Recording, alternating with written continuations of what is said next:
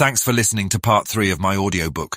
Hope to see you in the next video, and until then, have a great time of your day. I then figured out why Edward is so furious all the time. It is because Petter is a better police officer. So do we just go and question the rest of the suspects after we're done with one, or do we wait? I wondered, and asked Petter. He smiled and replied, "Oh, we will, but first let us call it a day and get some supper, shall we? My wife cooks a lot of delicious food for my daughter, her and myself. How about you join us?" Petter asked me as he smiled and genuinely meant what he said. It caught me by surprise. One moment he and Edward were asking me questions about that dreaded Jack the Ripper monster, and now I've made a friend who has invited me to dinner. I paused to collect my words to not sound nervous.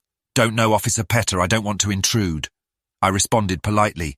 He just smiled to reassure me that I wasn't going to be an intrusion at all.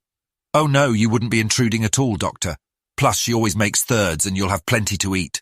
He responded with a pat on my back and a warm gesture of kindness. I smiled back. "Well, okay then. You have persuaded me to join you, my friend," I responded with a joking tone. He smiled with a chuckle, and then we made it to his home. It was an interesting walk because he had told me all that he and his partner have been through, their ups and downs. Petter had shown me a picture that he got with Edward when they were first recruited. I never knew that Edward could smile, and to be honest, I never would have believed it until he showed me a picture. I had then asked what had happened to make him bitter. Petter just looked at me and smiled. "Well," he started. "There was a case that had to be solved, and he was the only one that was available at the time." Petter paused for a moment. "My daughter was born that day, and I had to be by her side. He insisted that I go and be with her in the hospital and that he'd take the rookie to break him in." He looked down and nearly teared up, but he continued to explain. "I was very appreciative about it and went to the hospital as fast as I could run." He paused and made a joke. "I used to be a lot thinner back then, but now I let my wife bake and here I am now, haha." He spoke jolly-like. He then explained what else happened, and I was shocked by his words. They made it to a murder scene, and it was something out of a horror story. Edward had become scared for his life for the first time. The rookie heard a noise and decided to go and investigate it further. Edward was too frightened and wanted to get back up, but the rookie said that the guy would be long gone before they got back, and then he heard a gunshot followed by the rookie's screams. Petter stopped to catch his breath for a moment. I spoke. "It's okay if you can't tell me. I'll understand." I told him so that he didn't have to relive a terrifying memory, and he looked at me and said, No, it's fine, I'll tell you so that you'll understand where he's coming from, and that he doesn't mean all of what he says and for acting in a hateful manner." He replied and continued his story. Edward had to follow the muffled screams of the rookie as he was being stabbed to death. He then found them and saw something horrifying and took aim, then shot the perpetrator. He wasn't the same after that. We had gotten reports of what had happened, and the other officers found him on his knees covered in blood. He didn't speak and lost his smile. I never knew the rookie's name, and it's a very touchy subject for him to talk about. So I just tried to make his days better by being the nice copper and letting him know that everyone isn't all that bad. He stopped, and I had to let all that sink in. So much has happened. Before I knew it, we were at his home. His home was beautiful, and interestingly, it was in a place that was surrounded by poverty. We then walked up to his door, and as he got to it, the door swung open, and there to greet him was his daughter with the same love and joy that is in her father's eyes. She had a smile that was from ear to ear, and she looked genuinely happy and not sad at all. He kneeled, and she ran into his arms and kissed him on his cheek as if he had been gone for far too long. I then saw a woman in the hallway, whipping her hands with a cloth that had seemed worn, and she too had a great big smile. I looked in awe that there could be a family like this in such a run-down place, and not to mention be happy. After his daughter was done hugging her father, his wife came to give him the same greeting as she wholesomely kissed him as if it were their first time. She then led him into their living room so he could be warmed up with their love from the cold, cruel world that we had come from. I just stood in the doorway admiring the way that everyone acted towards each other and wishing to myself that I wanted that as well. I imagined myself having a wife and 2 kids as I saw how happy Petter and his family are. I then broke out of that trance as his lovely wife spoke. "Oh well, who might this be, dear?" she asked in a soft, caring voice. He smiled and looked at me, gesturing me to come in and stay a while. "Oh yes, that's Dr. Batchumber. He's a friend of mine from work." He introduced me as I walked into his home holding my hat in one hand and holding out the other to shake her hand.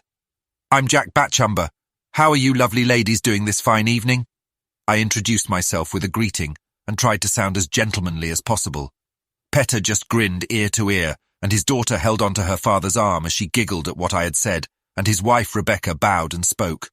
"Oh, why, thank you, kind sir," she said as she began to shake my hand, and then their daughter introduced herself. "Hi, I'm Alexandria Ann." She spoke excitedly and bubbly. I got down on my knee and said, "What a lovely name, little miss." I replied as I kissed her hand. She then giggled and went to her mother's side and was a little embarrassed, and as I stood up smiling and thinking to myself that they were truly a happy family. They all shared a big smile, and I was just wondering how they could be a happy few, even though the world wasn't such a happy place. Rebecca looked at me and asked, "Will you be staying with us for supper? We have room for another plate." Rebecca tried to persuade me to stay. I responded with, "I appreciate the offer, but Petter here already talked me into it." I finished and her happy smile grew bigger. She looked over at her daughter and spoke, "Honey, help me get the table ready."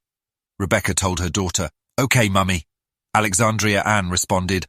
I looked around the place and I was astonished at how lovely it was. Petter then began to talk to me. "You know, you just made her week, right?" He spoke to me genuinely. "Really? How's that?" I asked him. He smiled and spoke, "Because she does so loves to cook for people. She's a baker, you know." Petter spoke proudly of his wife. I thought that was fascinating and responded, "Well then I bet you get a lot of the best sweets since she's a baker then, huh?" I responded with a smile. His eyes lit up. "Oh yes, ha ha ha," he responded excitedly. "She's the best. As a matter of fact, she's better than a ton of the other bakers in the world."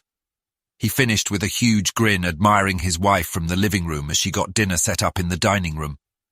As the smell of delicious food came to my nose, I began to feel excited to taste the food that she had prepared for us all. And maybe if I'm lucky, I'll get some desserts.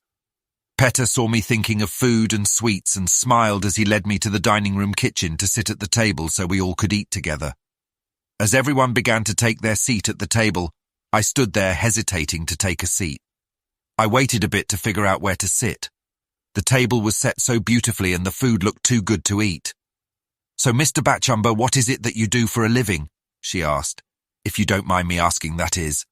Rebecca finished. I swallowed the food that was in my mouth so that I wouldn't be rude. "Oh no, not at all." I cleared my throat and said, "I'm a surgeon. I help people get better faster." I responded as I saw that Alexandria Ann was surprised when I said that I was a surgeon. "A doctor?" Alexandria Ann asked, surprised. "Yes, that's right." I responded. She smiled a big smile and began to say, "I want to be a doctor someday too." She spoke excitedly, and I saw her parents smile. Petter began to speak. "Yes, that's all she talks about. She wants to heal people and make them better than when they come into the hospital." Petter spoke proudly of his daughter. "How good are you, Mr. Dr. Batchumber?" Alexandria Ann asked with her eyes full of curiosity. "I'd say probably one of, if not the best where I work," I responded. She looked down to collect her words and courage to ask me a question. "Do you think I'll be as good as you one day?" she asked confidently. I looked her in the eyes and spoke, "In my honest opinion." I paused to look as if I were thinking, no. Both she and her parents looked surprised. Then I said, "I think you'll be better than I ever will be." I finished and saw that she grew a smile that was so infectious that it made everyone and could make anyone smile with her.